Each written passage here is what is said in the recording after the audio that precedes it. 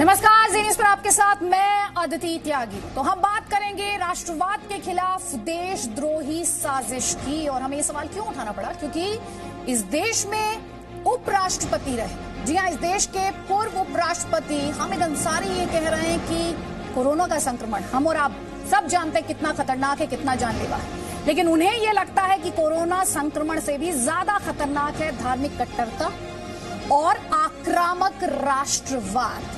और साथ ही आपको यह भी बता दें, नगरोटा एनकाउंटर में पाकिस्तान की साजिश के सबूत भी एक एक कर सामने आ रहे हैं। प्रधानमंत्री मोदी आप पहले से ही जानते हैं, आतंकवाद के जरिए पाकिस्तान का मकसद जमीनी स्तर पर लोकतंत्र की प्रणाली को कमजोर करना है। ये प्रधानमंत्री ने ये बात कई बार कही है। साथ ही वो कह रहे हैं कि जम्मू कश्मीर में जिला विकास परिषद के चुनावों से जुड़ी प्रक्रिया को कमजोर करने की ये साजिश, और पाकिस्तान लोकतंत्र पर आतंक तंत्र से हमला करना चाहता है। और इस सब के बीच गुपकार के नेता लगातार सवाल उठा रहे हैं, यानी गुपकार के नेताओं की, आतंकियों की और पाकिस्तान की मंशा में कोई फर्क नजर नहीं आ रहा। और ताल ठोक के हम ये सवाल पूछ रहे हैं कि राष्ट्रवाद के खिलाफ देशद्रोही साजिश क्यों? सवाल यह भी उठता है, लोकतंत्र में हारे तो क्या आतंकवाद के सहारे? क्या कश्मीर में सियासत के नाम पर धोखा किया गया है? यह अपने आप में बड़ा सवाल है और यह सवाल पूछा जाना चाहिए गुपकार गैंग के नेताओं से भी। आपको बता देती हूं, कई खास मेहमान हमारे साथ हैं, लेकिन सबसे पहले मैं रुक करूंगी केंद्रीय मंत्री जनरल वीके सिंह का। सर, बहुत बहुत स्वागत है, आपने अपने बिजी शेड्यूल से ये वक्त निकाला है जी न्यूज के लिए। और मेरा सवाल आपसे, सर सबसे पहले तो जय हिंद। जय हिंद। सर, पहला सवाल यही है, जम्मू कश्मीर में लोकतांत्रिक प्रक्रिया जो है उसकी बहाली का सिलसिला शुरू हो चुका है, तो दूसरी तरफ हम जो आतंकी गतिविधियां हैं उनमें भी एक तरह की तेजी देख रहे हैं। एक जनरल के तौर पर और एक मंत्री के तौर पर भी आपने वहां पर बहुत काम किया है। मैं आपसे आज ये जानना चाहती हूं और समझना चाहती हूं कि नगरोटा में जो कुछ हुआ, जिस बड़े आतंकी हमले को हमारे सुरक्षा बलों ने नाकाम किया, जिसे पुलवामा 2 की तैयारी बताया जा रहा था, क्या आतंकियों के बीच, गुपकार के नेताओं के बीच और पाकिस्तान के साथ इसे एक गठबंधन के तौर पर देखा जाए जो कि भारत में जम्मू कश्मीर में लोकतंत्र के खिलाफ है? आदित्य, सबसे पहली चीज तो ये है,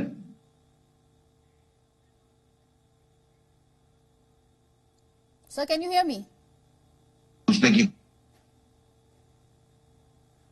4 आतंकवादी थे जैश के, जिनके पास 11 AK-47 राइफल मिली, UBGL लॉन्चर्स मिले, काफी इसके अंदर जो है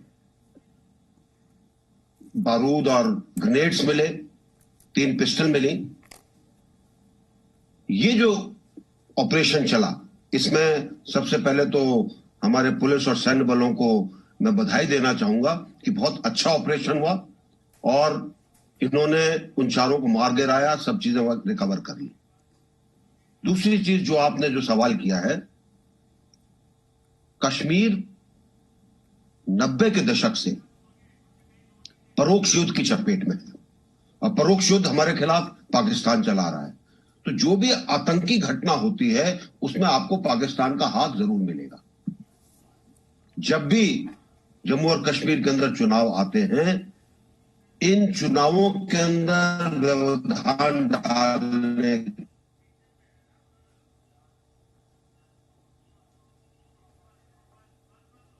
है,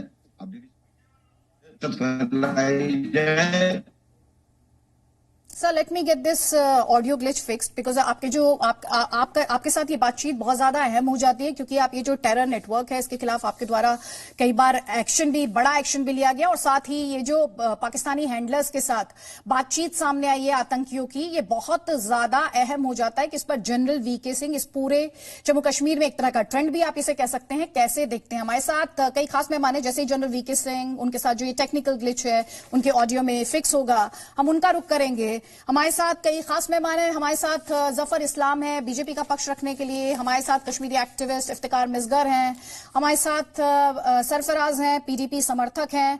सबसे पहले जफर इस्लाम जी, जनरल साहब का तो मैं रुख करूंगी जैसे ही उनके साथ हमारा संपर्क दोबारा से स्थापित होता है, लेकिन हामिद अंसारी क्या कह रहे हैं? हामिद अंसारी कह रहे हैं कि कोरोना संक्रमण से भी ज्यादा खतरनाक है धार्मिक कट्टरता और आक्रामक राष्ट्रवाद।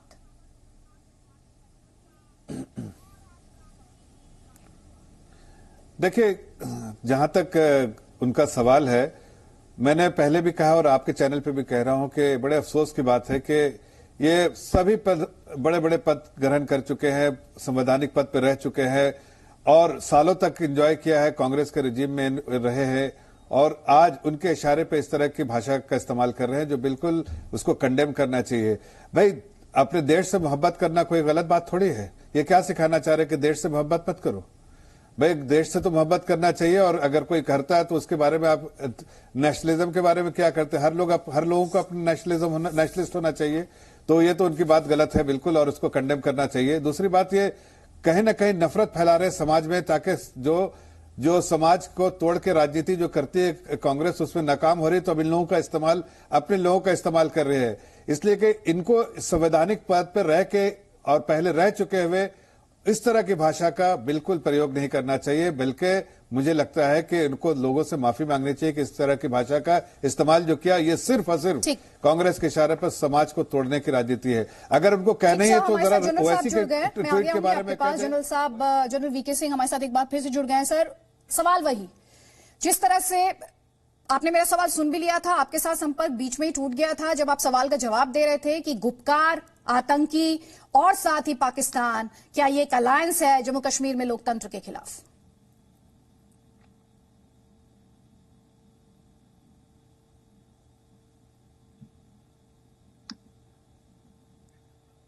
जनरल साहब, आवाज आ रही है? जनरल वीके सिंह,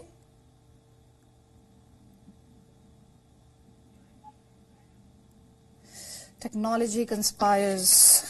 अक्सर जब आप इंपॉर्टेंट पॉइंट डिस्कस करने लगते हैं तो या तो टेक्नोलॉजी आपको उसी टाइम पर धोखा देती है। कई खास मेहमान लगातार हमारे साथ बने हुए हैं। एडवोकेट सरफराज, हिंसा की बात अभी जफर इस्लाम भी कर रहे थे और भड़काने की बात जम्मू कश्मीर में गुपकार के नेता भी कर रहे हैं। जिस तरह से लोकतांत्रिक प्रक्रिया कि आगे बढ़ रही है जम्मू कश्मीर में, गुपकार के नेता लोगों को भड़काने का काम क्यों कर रहे हैं?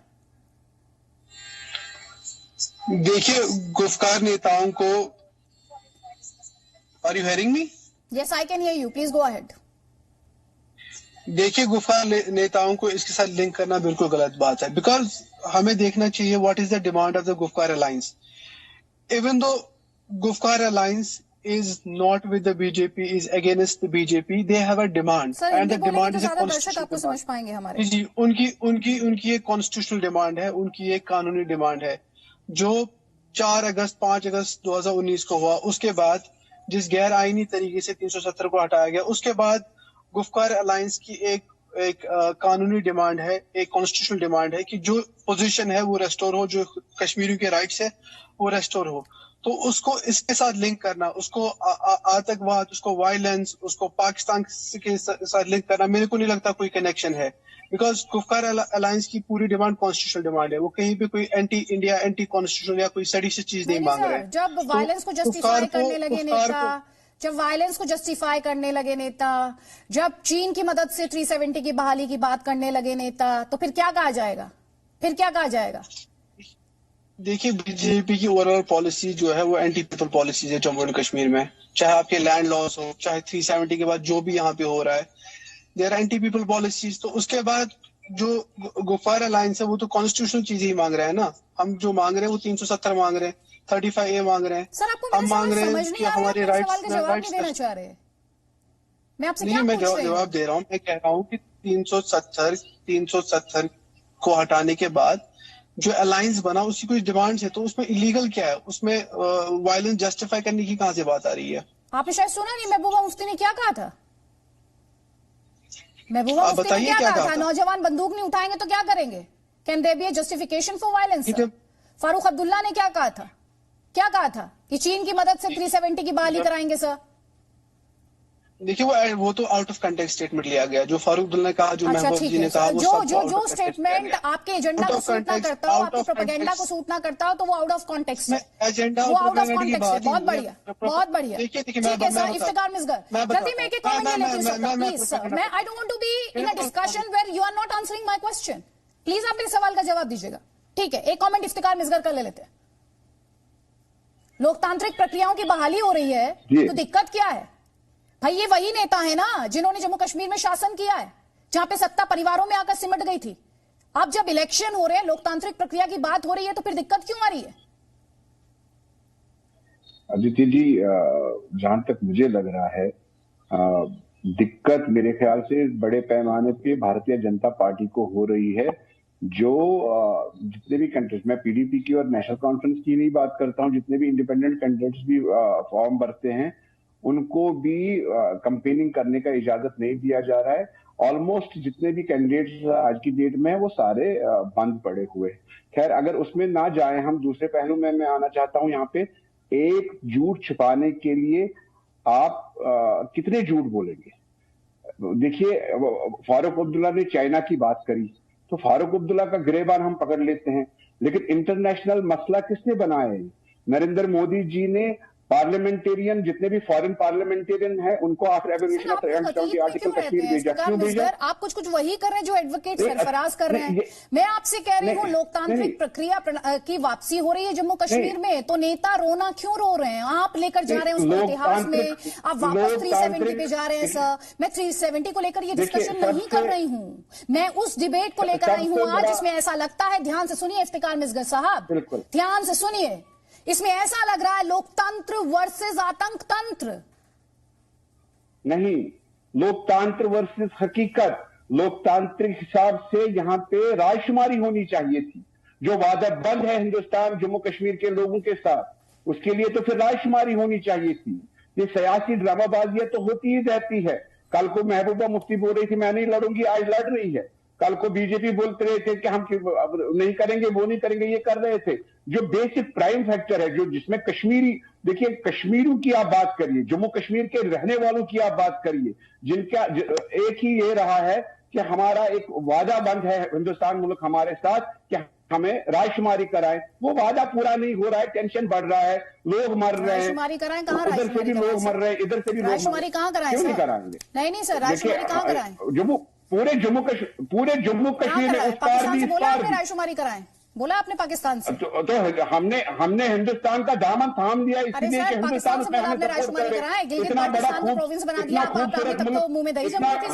हम तो गिलगित बाल्टिस्तान को प्रोविंस बना दिया, मुंह में दही जम गई थी आपके। पाकिस्तान के साथ हमारी कोई तवक्का नहीं है। सर, नियमों को ना आधा मत लेकर आइएगा, और जिस एंकर से आप बात करें वो अपना होमवर्क करके आती है। सर, आधे फैक्ट्स मत रखा कीजिए आप। गिलगित बाल्टिस्तान को प्रोविंस बनाया तब तो आप नहीं बोले कुछ, तब तो महबूबा मुफ्ती भी कुछ नहीं बोली। क्यों नहीं बोले हम? देखिए, उनको तो पावर दे दिया, उनको तो एम्पावर कर दिया, हमें तो डिस्पावर कर दिया। अच्छा। किसी को आप प्रॉब्लम वो एम्पावरमेंट कर रहे हैं, वो एम्पावरमेंट है जहां पर चाइना अपना इंफ्रास्ट्रक्चर खड़ा कर रहा है, जहां पर चाइना ने लेबर को सस्ते में लेकर जिनके प्राकृतिक संसाधनों का शोषण किया जा रहा है, दोहन किया जा रहा है, इसको आप एम्पावरमेंट कहते हैं। अब मुझे समझ में आया, दोष जो है वो आपकी एम्पावरमेंट करने की जो परिभाषा है ना सर, वहां पर आपको दिक्कत है। अब समझ में आ गया। अच्छा हुआ आपने ये बताया मुझे कि संसाधनों का दोहन, मैन पावर का शोषण, लोगों पर जातियां, आर्मी का दमन चक्र, इसको आप एम्पावरमेंट समझते हैं। तो सर, आपने तो इसका मीनिंग ही कंप्लीटली चेंज कर दिया। हमारे साथ जावेद कुरैशी है। जावेद कुरैशी जी, कौन से कश्मीरियों की बात करते हैं सर? कौन से कश्मीरियों की? इनके हिसाब से लोकतांत्रिक प्रक्रिया में वापसी होती है, वहां पर एक लोकतांत्रिक प्रक्रिया चलती है, उसमें भी इनको दिक्कत हो जाती है सर। और खैर, इनका सशक्तिकरण से क्या मतलब है वो तो हमारे दर्शकों ने सुन ही लिया।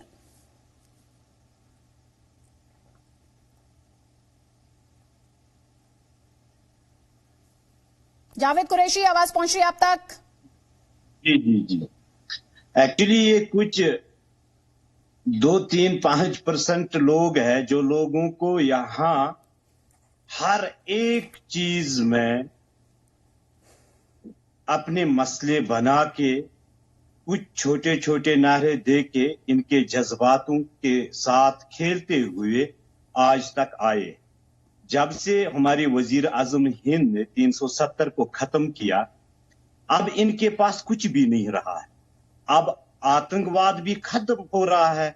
अब आज इस इलेक्शन में आप देखिए ना, कितने लोग इलेक्शन में हिस्सा ले रहे। ये इनके लिए तो बड़ा तमाचा है। अगर ये कह रहे हैं, अभी इन्होंने पीपल्स अलायंस बनाया है, किस लिए बनाया है? फिर ये इलेक्शन में हिस्सा भी ले रहे हैं। अभी इनको बहुत डर था कि हम आवाम को क्या बताएंगे, इसीलिए इन्होंने इस पीपल्स अलायंस का ऐलान किया। जो ये लोग कह रहे हैं, अभी रायशुमारी की बात कह रहे हैं, ये कई सालों से ये नहरें देते आए हैं लोगों को, इन्हीं नहरों में उठा के इनको मरगजारों में पहुंचाते हैं ये लोग। यहां जम्मू कश्मीर की जो अवाम है, ये कोई रायशुमारी नहीं चाहती है। अगर ये चाहती होगी तो फिर ये खुद नहीं बताते, इनकी बताने की जरूरत नहीं है। इनको पता है ये हमें मुद्दा बना के, कश्मीरी अवाम को मुद्दा बना के इन नौजवानों को उस दिशा में लेते हैं जहां आगे मौत के बगैर और कुछ भी सहारा नहीं है इनको, इसीलिए ये कह रहे हैं। दीजिए जवाब इफ्तिकार मिसगर। नहीं, आगे आगे कोई बंदा हो तो उसको जवाब दे दो। ये कौन साहब है, इसको तो मैं जानता भी नहीं हूँ, इसको जवाब दे आप कश्मीरी हैं तो वो भी तो कश्मीरी है ना सर। देखिए मुझे नहीं पता है कौन से कश्मीर का ये। देखिए ये मसले को भारत के प्रधानमंत्री ने यूएनओ में ले लिया है। इन साहब को तो पता ही नहीं होगा प्रधानमंत्री क्या होता है।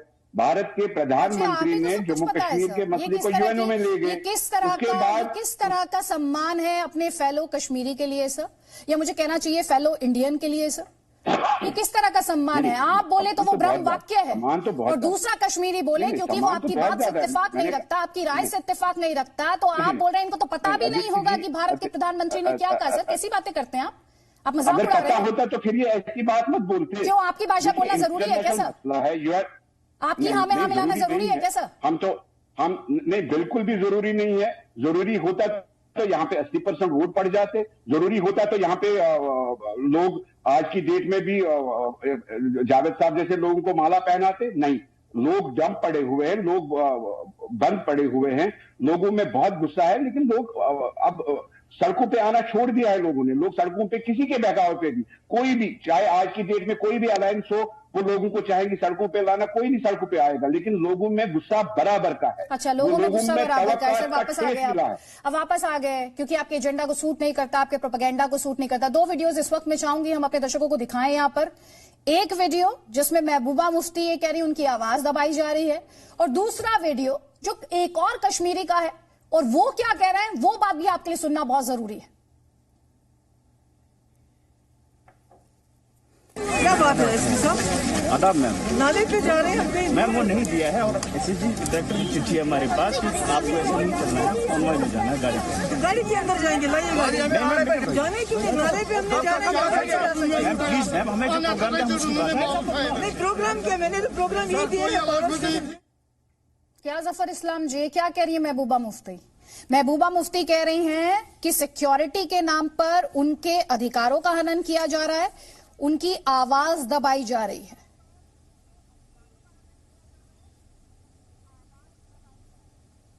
देखिए, पहले मैं अदिति जी आपके जो मिस्कर क्या है, मिसवाक क्या है नाम उनका, उनको बताना चाहता हूं। वो कह रहे थे आर्टिकल 370 के बारे में। मैं उनको बताना चाहता हूं कि देखिए 370 साल भी आप कोशिश कर ले, ये वापस रीइंस्टेट नहीं होने वाला है। तो इसकी कोशिश जो कर रहे हैं कि जिसके हिमायती आप बन के यहां पर बोल रहे हैं, आप इरादा छोड़ दीजिए और कश्मीरी अपने जो फेलो कश्मीरी उनको बताइए कि देश के साथ एकजुट होकर मेन स्ट्रीम में रहिए, उसमें फायदा। ये कंटेम्प्ट ऑफ, बिकॉज इसे सब जुड़े कंटेम्प्ट ऑफ कोर्ट करें क्या? आप सुप्रीम कोर्ट से ऊपर है, ये सुप्रीम कोर्ट में मसला है। अरे कंटेम्प्ट ऑफ कोर्ट कर रहे हैं, अरे सुप्रीम कोर्ट से ऊपर है। कौन सा आप बोल रहे हैं? आप मुझे नहीं पता आपका नाम, लेकिन अरे सुनिए, पहले बात सुनिए। अरे बात तो सुनिए।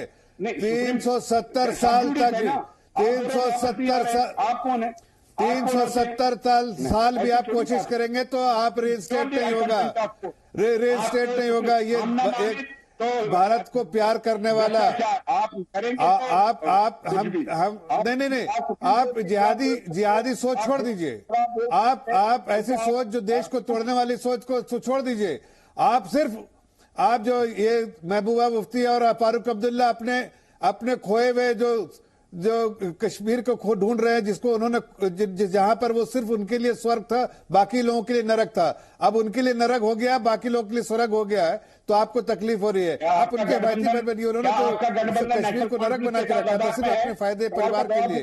आम कश्मीर अब 370 हटने के बाद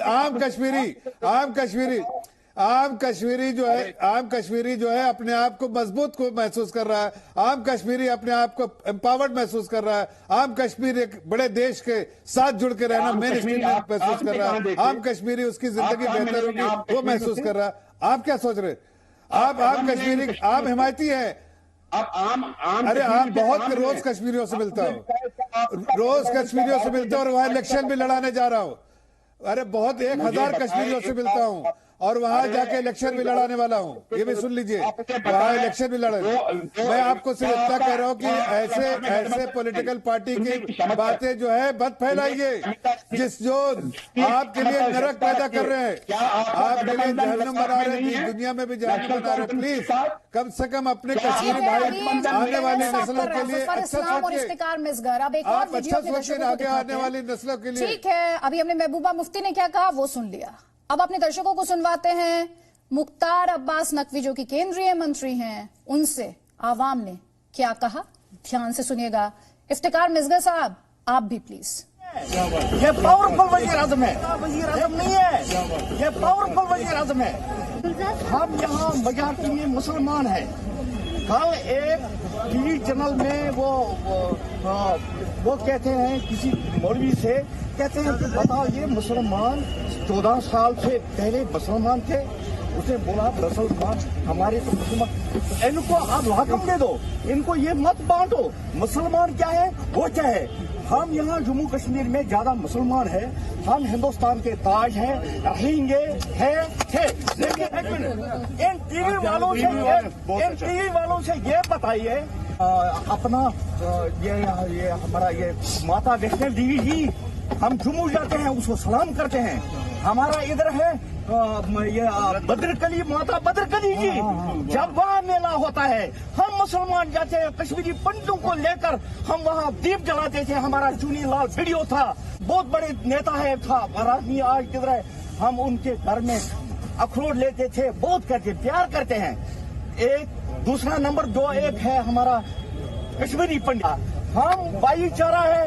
हमारे पंडित यहाँ है इस वक्त भी, हम उनको इज्जत देते हैं। इतना कहने की बात नहीं, बात सुनिए सर, हमारा खुशकिस्मती हो गया कि आप यहाँ आ गए। हमारा इतना खुश किया, हम इंशाअल्लाह जो हमारा जी हमें डिस्ट्रिक्ट डेवलपमेंट का चेयरमैन करना है। लेकिन आपका जो एहसास है बहुत अच्छा है, मैं उसको जायज मानता हूँ सर। आपको जो कष्ट है, तकलीफ है, उसको भी मैं मानता हूँ सर। और आप बिल्कुल एक बात समझ लीजिए सर, मोदी साहब के लिए हिंदू, मुसलमान, सिख, ईसाई सब बराबर है। इसीलिए मोदी जी ने कहा क्या कहा, सबका साथ सबका विकास। जो बातें ये सब कर रहे हैं, हाँ सर, ये मुल्क के भी दुश्मन है, मोदी के भी दुश्मन है। तो उम्मीद है इफ्तिकार मिसगर जी आपने सुना होगा कि कश्मीरी क्या महसूस कर रहा है इस वक्त। वो बात और है कि आपके नैरेटिव और आपके प्रोपेगेंडा को ये सूट नहीं करता। हमारे साथ रतन शारदा जी भी जुड़ गए हैं।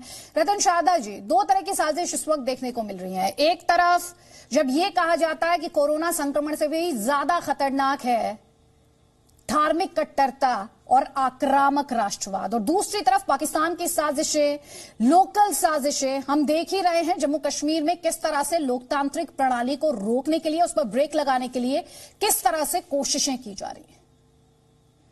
देखिए, पक्की बात है कि जो लोग कश्मीर के अंदर धर्मांध राजनीति खेल रहे थे इतने साल, उनकी धर्मांध राजनीति का अंत होने का समय आ रहा है।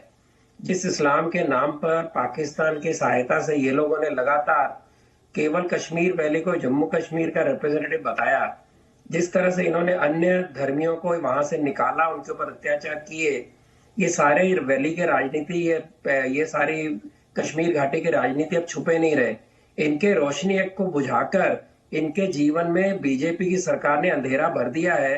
इसलिए बड़े बेचैन है इस समय, क्योंकि कहानी धीरे धीरे बदल रही है। लोग समझ रहे हैं कि उनकी गरीबी, उनकी हताशा का कारण ये भारत नहीं था, ये कश्मीरी घाटी के 4-5 चंद परिवार राज कर रहे थे, जो उनको डरा धमका कर उनको गलत चीजें बताकर उनको भी वो भी एक्सपोज हो रहे हैं, चाहे वो लद्दाख हो, जम्मू हो, कश्मीर वैली हो। तो कश्मीर वैली करवट लेगी, कश्मीर की घाटी बदलेगी और ये सारे गुपकर जो हैं, जो वास्तव में एक थे केवल नूरा कुश्ती लड़ते थे, उनकी पोल खुल गई जब सारे एक तरफ आ गए, क्योंकि सभी को अपना भविष्य अंधकार में दिख रहा है। कोई कश्मीर से तनख्वाह लेता था, कोई केंद्रीय सरकारों से पहले तनख्वाह लेता था, मजे करता था, सारे भारत में प्रॉपर्टियां थी, खुद के बच्चे बाहर पढ़ते थे। पीडीपी और नेशनल कॉन्फ्रेंस आपस में नूरा कुश्ती करते थे, जीतता था वो भारत के साथ, जो हारता था भारत के विरुद्ध पाकिस्तान के साथ। आज सारे इकट्ठे हो गए हैं, कश्मीर घाटी के लोगों ने देख लिया इनका भला कोई नहीं चाहता, ये केवल अपने भले के लिए करोड़ों की प्रॉपर्टी बनाने के लिए बैठे थे डरा धमका के। तो वहां राजनीति जो बदल रही है, मैं नहीं कहता हूं कि इस इलेक्शन में बहुत बड़ा बदलाव आएगा, लेकिन निश्चित रूप से बदलाव आएगा, क्योंकि राष्ट्रीय विचारों वाले मुसलमान सब जगह है। राष्ट्रीय विचारों के मुसलमान जो वहां डर के रहते थे आज खुल के आने वाले हैं। बीजेपी कार्यकर्ताओं की हत्या इस बात का सबूत है कि इस समय टेररिस्ट और सेपरेटिस्ट भी डरे हुए हैं, वरना जो अटैक हुआ था नगरोटा में, जो लोग पुलवामा के नाम पर मजाक उड़ा रहे थे, आज सभी की घिघियां बंधी हुई हैं, क्योंकि इनको पता है अगर ये असफल हुए तो वही पाकिस्तान के गुर्गे इनके विरुद्ध खड़े होंगे, जैसे पहले कई लोगों का सफाया हुआ, इनका इन्हीं के साथ ही करेंगे। तो ये सावधान रहें, राष्ट्र से अलग रह के इनका कोई भविष्य नहीं है। और राष्ट्र क्या चाहता है, कश्मीर की घाटी और जम्मू कश्मीर क्या चाहता है, सबको दिख रहा है धीरे धीरे, और ये अवश्य बदलाव आएगा। एडवोकेट सरफराज, आपको आश्चर्य होगा कि पिछले साल भर में टेररिज्म कम हुआ, टेररिज्म के भर्ती कम हुई, अटैक कम हुए, सैनिक कम मरे, नागरिक कम मरे, 50% गिरावट आई है पिछले एक साल के अंदर, पहले 5 अगस्त 2019 के बाद। ये लोग देख रहे हैं, तो ये कितना भी डराए धमकाए, ये चित्र बदलेगा। ठीक। एडवोकेट सरफराज, देखिए जी, देखिए रियल प्रॉब्लम है क्या? रियल प्रॉब्लम ये है कि बीजेपी एक्सपेक्ट कर रहा था कि जो एक गुफकार अलायंस है ये इलेक्शन बायकॉट करेगा और बीजेपी को फ्री हैंड मिलेगा जम्मू कश्मीर में, और बीजेपी एक प्रोपेगेंडा चलाएगा कि देखिए ये लोग एंटी नेशनल है, ये लोग इलेक्शन में बिलीव नहीं करते, ये लोग डेमोक्रेसी में बिलीव नहीं करते, तो these people are anti nationals. But हुआ क्या कि जब गुफकार अलायंस ने डिसाइड किया कि हम इलेक्शंस फाइट करेंगे, हम अपने राइट्स को कॉन्स्टिट्यूशनल लीगली मांगेंगे, तो टोटली बीजेपी का सारा प्रोपेगेंडा काउंटर हो गया।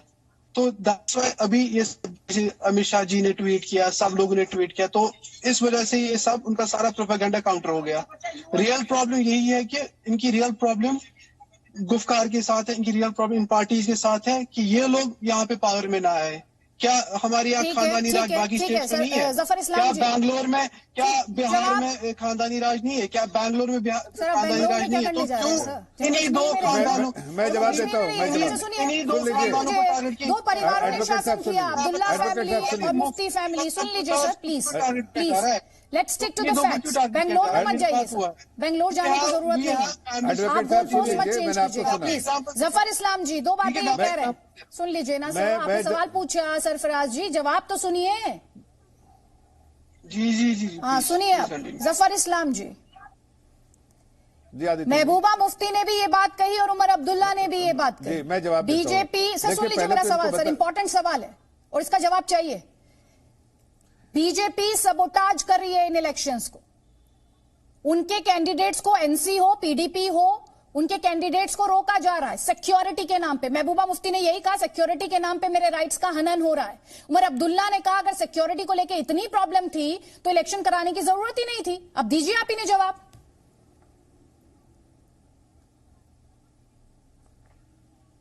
देखिए, सच्चाई में आपके सामने बयान कर देता हूं, यह डेमोक्रेटिक प्रोसेस है, उसमें सबको इलेक्शन लड़ने का अधिकार है और सबको आजादी है। ये झूठ फैला रहे हैं। हकीकत तो यह है कि सबको अधिकार है।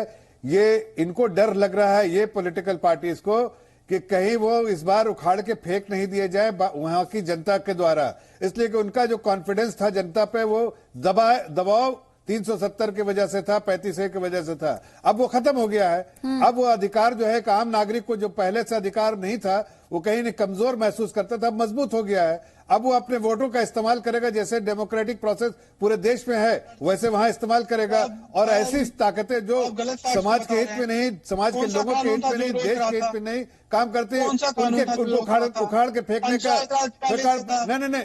उखाड़ के फेंकने का काम कर। अरे कानून नहीं था आप लोगों ने तो सब जिसके प्रदेश में पैसा है सबको अपने लिए खोल लिया, गरीब बना के। एडवोकेट सरफराज रुक जाइए प्लीज, आप ही का सवाल है, जवाब लेने की कोशिश कर रही हूँ। महबूबा मुफ्ती जब ये कहती हैं कि उन्हें रोका गया रामदियारा नाला में लोकल एडमिनिस्ट्रेशन द्वारा, तो आप क्या कह रहे हैं कि वो झूठ बोल रही हैं? क्या कह रहे हैं जफर इस्लाम, आप झूठ बोल रही हैं? वो खुलकर बोलिए सर, देखिए सीधा सीधा जवाब दीजिए सर। नहीं आदित्य जी देखिए, नहीं देखिए मैं बोल रहा हूं ना, तो देखिए सीधा सीधा जवाब दे रहा हूं कि एकाक इंसिडेंट ऐसा हुआ होगा किसी सिक्योरिटी को लेके, किसी उस वक्त एकाक इंसिडेंट ऐसा हुआ होगा, जरूरी होगा उस वक्त, इसलिए सिक्योरिटी का भी ध्यान देना जरूरी है, लेकिन इसको जनरलाइज करके झूठ बोल रही हैं। ये मैं आपको बताना चाहता हूं। हकीकत है कि सबको आजादी है, सबको कैंपेन करने के लिए आजादी है, और मैं खुद जा रहा हूं वहां पर कैंपेन करने के लिए। ठीक सर, सुन लीजिए, एक और ट्वीट है उनका, आपके सामने रख रही है। वो कह रही है कि गवर्नमेंट ऑफ इंडिया जो है वो सबुटाज कर रही है पार्टिसिपेशन किसका, जो नॉन बीजेपी पार्टीज हैं इन इलेक्शंस में। फिर वो एग्जाम्पल देती है पीडीपी के बशीर अहमद को, जबकि उनके पास बहुत ज्यादा सिक्योरिटी थी, बावजूद इसके डिटेन कर लिया गया पहलगाम में सिक्योरिटी के बहाने। और मैं बताना चाहती हूं कि आज आखिरी दिन है नॉमिनेशन फाइल करने के लिए, और मैंने डीसी अनंतनाग से बात की है कि उनको छोड़ दिया जाए। दीजिए इस पर जवाब जफर इस्लाम। देखिए इसमें कोई सच्चाई नहीं है। नहीं वो उनके ट्वीट में कोई सच्चाई नहीं है। सबको बिल्कुल फ्लेक्सिबिलिटी है, और सब लोग वहां पर जिस तरह से एक उत्साह जो होता है, उत्साह के साथ कश्मीरी ये पूरे तौर से पार्टिसिपेट करेगा इसमें, और पूरा एडमिनिस्ट्रेशन उसको फैसिलिटेट करा रहा है। इनकी सिर्फ डर, इनको ये डर है, आदित्य जी समझिए बात को, डर ये है कि इस बार आम नागरिक जो है, जिसको दबाव में रहता था हर वक्त, वो अब मजबूत महसूस कर रहा। उसके सर पे जो तलवार लटकती थी पीडीपी की और नेशनल कॉन्फ्रेंस की, वो हट गई है। अब एक ऐसी सरकार है वहां जो बिल्कुल फ्री एंड फेयर इलेक्शन कराने के लिए तैयार है। इसलिए ये डर रहे हैं कि इनको कहीं ये उखाड़ के वहां की जनता ना फेंक दे, और ये बिल्कुल इररेलेवेंट हो जाएंगे। ये कह रहे हैं इररेलेवेंट हो जाएंगे, ये डर है। इफ्तिकार मिसगर, हमने तो इलेक्शन कराया भाई, मना किया आपको, लड़िए आप। देखिए बिल्कुल सरासर झूठ बोल रही है। आप देख लीजिए, कल एनडीटीवी का वहां पे कैमरा क्यों गया, आपके जी का कैमरा क्यों गया, वहां पे आज तक का कैमरा क्यों गया, जहां पे ये सारे कैंडिडेट्स बंद पड़े हुए हैं। ऐसा बिल्कुल झूठ है, झूठ जो ये बोल रहे हैं कि बिल्कुल इंडिपेंडेंटली घूम रहे हैं। क्लैरिटी के लिए हम जी न्यूज के लिए अकाउंटेबल हैं सर, दूसरे टीवी स्टेशंस के लिए हमारी कोई अकाउंटेबिलिटी है नहीं। तो आप इस बात को ध्यान में रखें, आप इस बात को ध्यान में रखें कि आप जो भी एग्जाम्पल्स या जो भी बात आप रखना चाहते हैं वो जी न्यूज के संदर्भ में हो सर, क्योंकि दूसरों के लिए मैं अकाउंटेबल नहीं हूं सर। तो आप टू द पॉइंट रहिए, टू द पॉइंट रहिए। जफर इस्लाम ये कह रहे हैं, सुन लीजिए सर, जफर इस्लाम ये कह रहे हैं दुकान बंद हो जाएगी, चुनाव हार जाएंगे, इसलिए ये आरोप लगाए जा रहे हैं। इस सवाल का जवाब आदित्य जी, मुझे आप एक बात बताएं, वो लोगों पे छोड़ना चाहिए ना, वो लोगों पे छोड़ना चाहिए, उसका बैलेट बॉक्स फैसला करेगा। देखिए जब कैंडिडेट को बंद किया जा रहा है, जब कैंडिडेट को कैंपेनिंग करने नहीं दिया जा रहा है, अरे वो तो लोगों पे ही छोड़ा है भाई, वो किस पे छोड़ा है? वोटर्स पे छोड़ा है पार्टी का। देखिए जफर इस्तेमाल जी, आप आप प्रत्याशियों के बात क्यों कर रहे हैं? एक आम नागरिक कहाँ कुछ कह रहा है? सुन लीजिए, मैं जवाब देता हूँ। आप जो वहां पर सुना अभी नकवी साहब से क्या कह रहे थे लोग क्या कह रहे थे नकवी साहब से? आपकी भाषा और वहां पर जो आम नागरिक जो नकवी साहब को कह रहा था, दोनों में फर्क है। दोनों में फर्क है। आप कह रहे हैं वो मुसलमान एक भाषा जिसके कश्मीरी पंडित मुसलमान हम एक है। हमने कम्युनलिज्म पे बिलीव कभी नहीं रखा है। वो देश के साथ है, देश के साथ हैं, बराबर रहेंगे, ये भी बोला। देखिए कम्युनलिज्म का बाला आप बोलते हैं, हम लोग सेकुलरिज्म पे बिलीव करते हैं। आप बराबर कीजिए, आपका कैसा सेक्युलरिज्म था और ये सेक्युलरिज्म कहाँ चला गया था जब भारी संख्या में, सुन लीजिए जफर इस्लाम और इफ्तिकार मिसगर, सेक्युलरिज्म कहाँ चला गया था जब भारी संख्या में, लाखों की संख्या में कश्मीरी पंडितों को रातों रात सब कुछ छोड़कर पलायन करना पड़ा था सर? कहाँ चला गया? वो जगमोहन की पूछिए क्या वो दौर कोई भूल सकता है सर?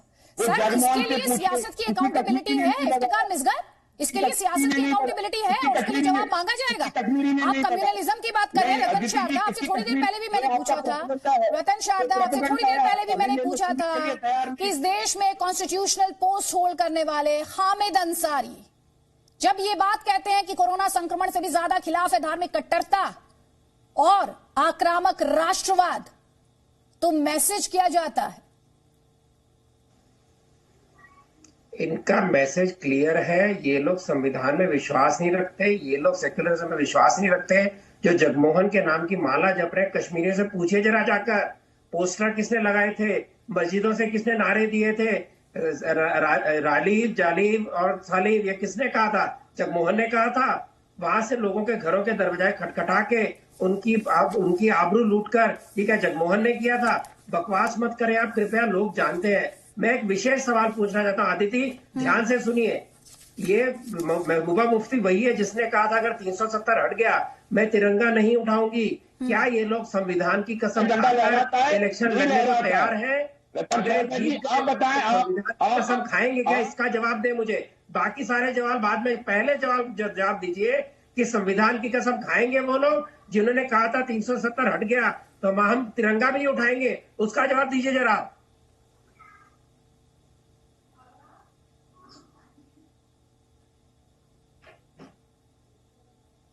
इफ्तिकार मिसगर जी आदित्य जी, वो पूछ रहे हैं आपसे, उनका सवाल था आपसे रतन शारदा जी, वो जवाब देंगे जो कल तक ये दावे कर रहे थे। उनका कहना था जब तक 370 नहीं हटा था तो ये लोग कहते थे कि हम तिरंगा नहीं उठाएंगे। इनसे मुझे बोल रहे हैं? जी आप ही से सवाल है उनका। आप जी देखिए, कसम खाएंगे क्या? सीधा प्रश्न है मेरा।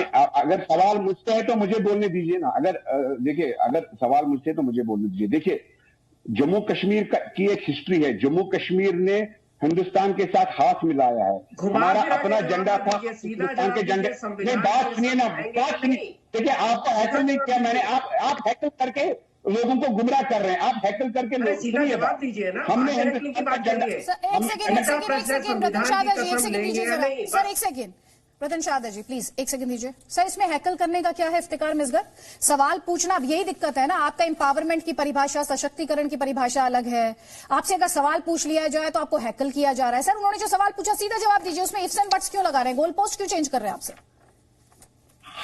हमारा झंडा जो है वो बिल्कुल हमारा था और हमने हिंदुस्तान का झंडा अपनाया, इन्होंने नहीं अपनाया। आरएसएस वाले आज भी अपने ऑफिस में हिंदुस्तान का झंडा नहीं लहराते हैं। हिंदुस्तान की कंट्रीब्यूशन, हिंदुस्तान की आजादी में आरएसएस की कोई कंट्रीब्यूशन नहीं रही है। ये तो तब अंग्रेजों के साथ थे। ये हमें उसका जवाब अलग है। संविधान की कसम खाएंगे क्या?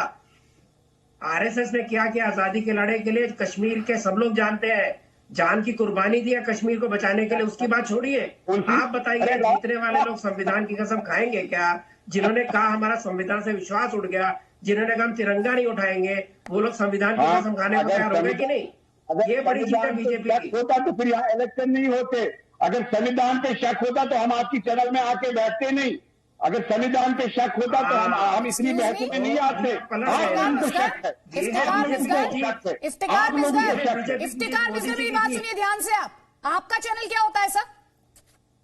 आपका चैनल क्या होता है? चैनल है ना सर, आप एक हिंदुस्तान के चैनल में बैठे हैं, पहली बात। मैंने वही बोला। आप ऐसे चलाएंगे सब खोल लीजिए सर और ध्यान से सुनिए।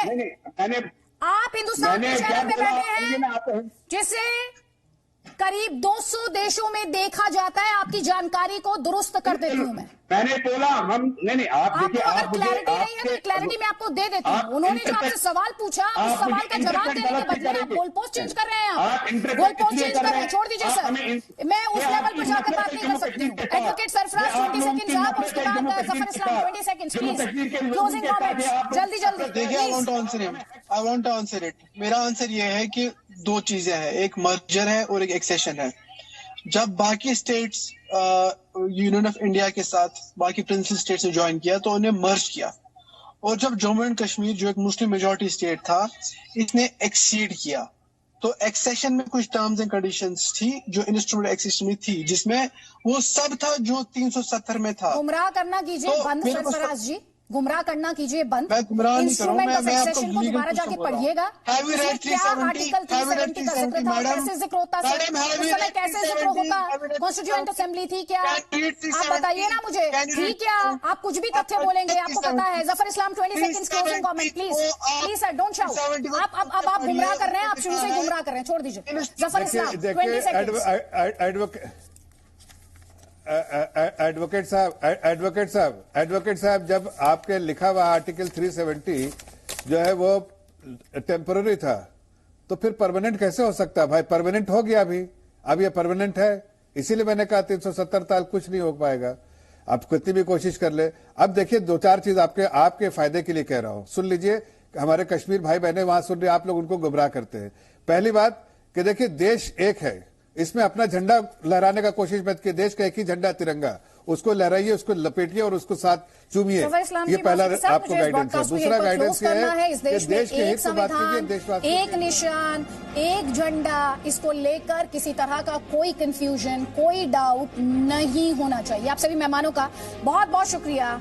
एक छोटे से ब्रेक के बाद लौट रहे हैं, कुछ और खबरें आप तक मत सकते। Presenting B News app available on Google Play and App Store. Download it now.